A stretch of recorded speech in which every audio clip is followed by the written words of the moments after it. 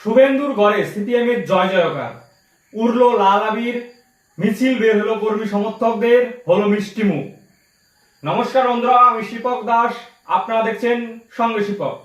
বন্ধুরা, এই মুহূর্তে কিন্তু সারা রাজ্যের সিপিআইএম কর্মী সমর্থকদের জন্য একটি গুরুত্বপূর্ণ খবর, সেই সাথে বলা চলে খুশির খবর।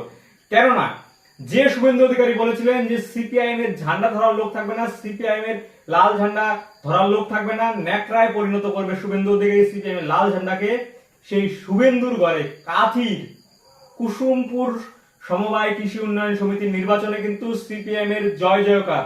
9টি আসন সেই জায়গায় সমবায়ে, 9টি আসনের মধ্যে কিন্তু 9টিতেই সিপিআইএম জয়ী হয়েছে। 5টি আসনে বিনা প্রতিদ্বন্দ্বিতায় সিপিআইএম জয়ী হয়েছে এবং 4টি আসনে তৃণমূল প্রার্থী দিয়েছিল, সেখানেও তৃণমূলকে পর্দচ্যুত করে সিপিআইএম কিন্তু জয়ী হয়েছে 4টি আসনে। সবথেকে যেটা বড় খবর তা হলো এই নির্বাচনে শুভেন্দু অধিকারী তো দূরের কথা, বিজেপি প্রার্থী দিতে পারেনি। হ্যাঁ বন্ধুরা, ভাবুন, বিজেপি শুভেন্দু অধিকারীর গড় বলে পরিচিত, যিনি নিজেকে পূর্ব মেদিনীপুরের বেতাজ বাদশা বলে পরিচিত দেন, সেই শুভেন্দু অধিকারী কিন্তু নিজের এলাকাতে, নিজের ঘর থেকে কিছু দূর দূরে তিনি কিন্তু ভোটে জেতা তো দূরের কথা, প্রার্থী দাঁড় করাতে পারেননি। ভাবুন কি পরিস্থিতি দাঁড়িয়েছে সারা পূর্ব মেদিনীপুর জুড়ে। শুভেন্দু অধিকারীর বাড়ি থেকে বলা চলে ঢিল ছড়া দূরত্ব সেই কুসুমপুর কৃষি উন্নয়ন সমিতি, সেই সমিতির নির্বাচনে বিজেপি প্রার্থী দিতে পারেনি। সিপিএম জিতেছে, এটা যেমন খুশির খবর, এটাও ঠিক সিপিআইএম সারা রাজ্যে আগামী বিধানসভা নির্বাচনকে সামনে রেখে যেভাবে প্রত্যেকটা সমবায় থেকে শুরু করে হলদিয়া কোর্টের যে নির্বাচনগুলো, অর্থাৎ লোকাল বডির যে কিছু কিছু নির্বাচন, সেই নির্বাচনে কিন্তু একের পর এক সিপিএম এর জয় সামনে আসছে।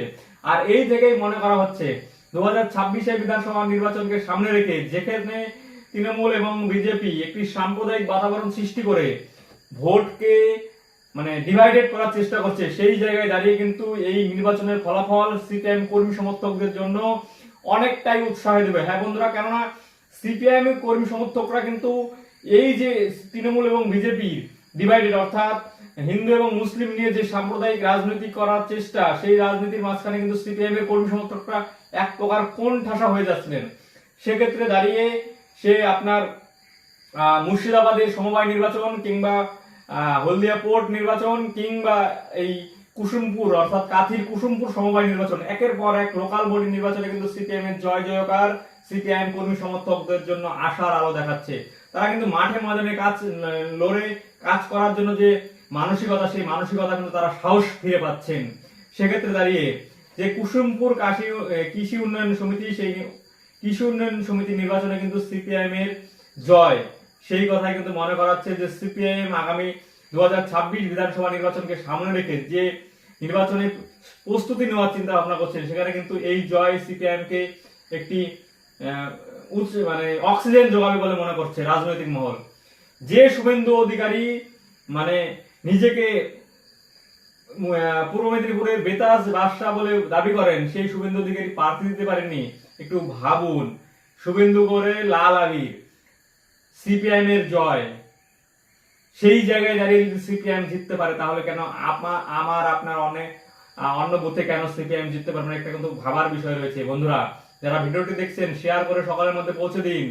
যারা বামপন্থী কর্মী সমর্থক আছে, তারা আগামী দিনে 2026 বিধানসভা নির্বাচনকে সামনে রেখে তারা যে লড়াইয়ের পোস্টে, সেই পোস্টে কিন্তু আরো তীব্র থেকে তীব্রতর করতে হবে।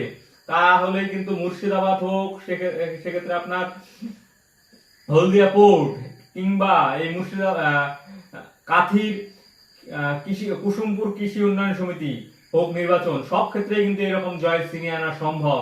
এর আগের ভিডিওতেও আমি বলেছিলাম যে সিপিআইএম এর যে লোকাল বডি ইলেকশন গুলোতে নির্বাচনে জয় হচ্ছে, তাতে কিন্তু সিপিআইএম এর কর্মী সমর্থক গ্রামগঞ্জে নির্বাচনে কিন্তু অনেকটাই সাফল্য আসবে বলে মনে করছে রাজনৈতিক মহল। তাই সকলকে বলবো, আপনারা এই ভিডিওটি সকলের মধ্যে শেয়ার করে জানিয়ে দিন সকলকে যে সিপিআইএম এর যে নির্বাচনী সাফল্য, এই সাফল্য দেখে যদি সকলেই উৎসাহিত হয়ে আগামী 2026 বিধানসভা নির্বাচনে লড়াইয়ের জন্য প্রস্তুতি নেয় এবং নামে, তাহলে কিন্তু তারা আগামী বিধানসভা নির্বাচনে কিন্তু এই তৃণমূল এবং বিজেপির যে ডিভাইডেড যে পলিসি, অর্থাৎ হিন্দু মুসলিম ডিভাইডেড করে তারা যে নির্বাচনী সাফল্য বৈতরণী পার করতে চাইছেন, তা মানুষ রুখে দেবে, মেহনতি মানুষ রুখে দেবে। এই চিন্তা ভাবনা নিয়ে আপনারা ভিডিওটি শেয়ার করুন।